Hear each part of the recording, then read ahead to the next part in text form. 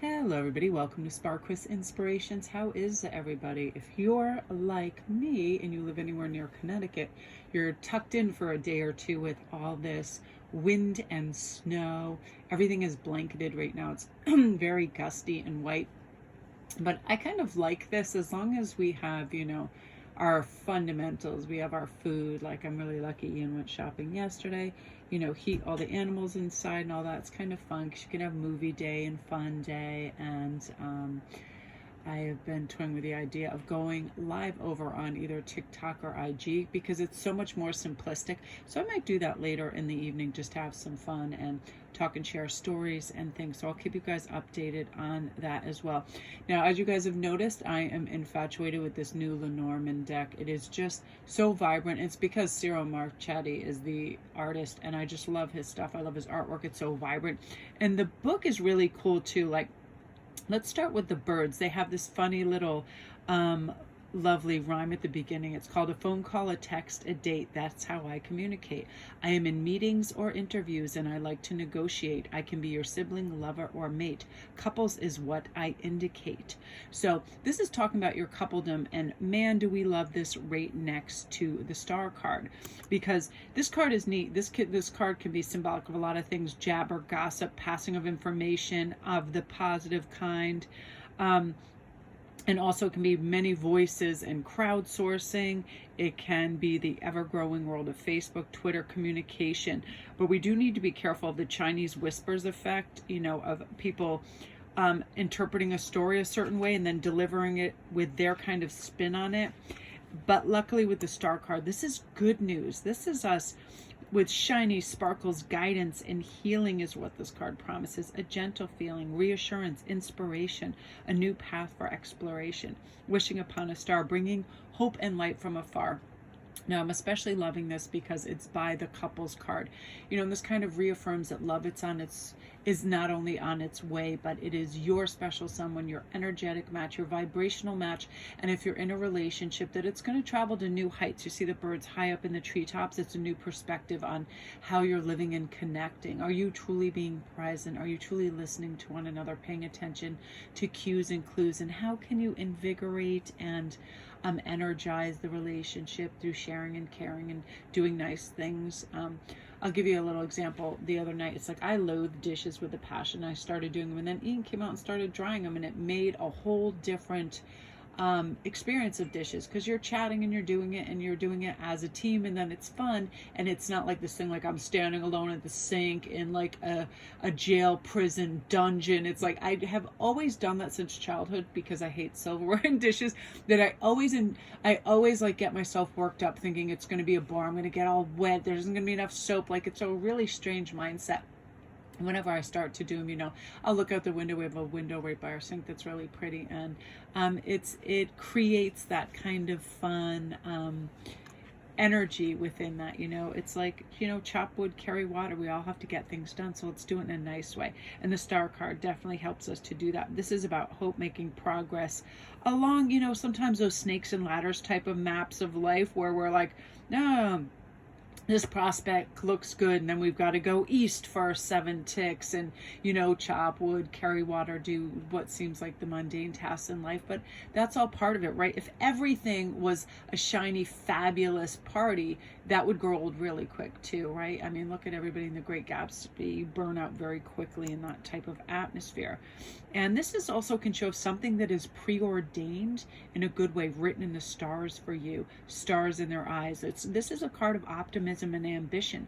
So something taking place for you that you have had your eyes and heart set on for a while, which I really, really like. I just feel like you're ready for it. You're ready for this beautiful era to take place in your life. And the bird card at the end, again, this is a phone call, a text, a date. This is how I communicate. I am in meetings, interviews. I like to negotiate. I can be your sibling, lover, or mate. Couples is what I indicate. So this is the regular birds card, and you see how they're both 12? You have this on both sides. That's so amazing, because we have the owls and then we have the birds, again, high up in the treetops. So you're really going to be getting some amazing communication coming in. You're going to understand the language that's in the context, you know, through text or whatever, somebody trying to flirt or build a bridge with you, a symbol of transition and overcoming any obstacles that used to be in the relationship.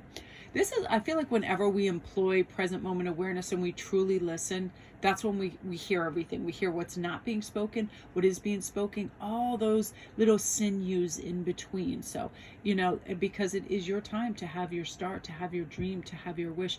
And I love right now that there's an optical illusion right here. Do you see how it looks like it's moving? It looks like the clouds are shifting. I can see it in the screen. When I look at the card, it's not taking place, so it's not my eyesight tripping out.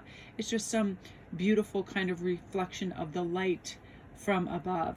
And that's the thing, when we're fluid and we flow within that star energy, we can really negotiate the path we want to go on and the bends we want to get around and the turns, and we're floating on top, so we're not submerged and it's not murky and it's not untenable. We're on the top, so we're like, okay, over there is a waterfall, no thank you. Over there is you know, a nice calm shore with a lot of greenery, so you're able to navigate things beautifully. All this communication on all sides, people wanting to connect with you, people wanting to reaffirm their connections, friendships, loyalty, whatever, which is a really nice feeling. And I love that.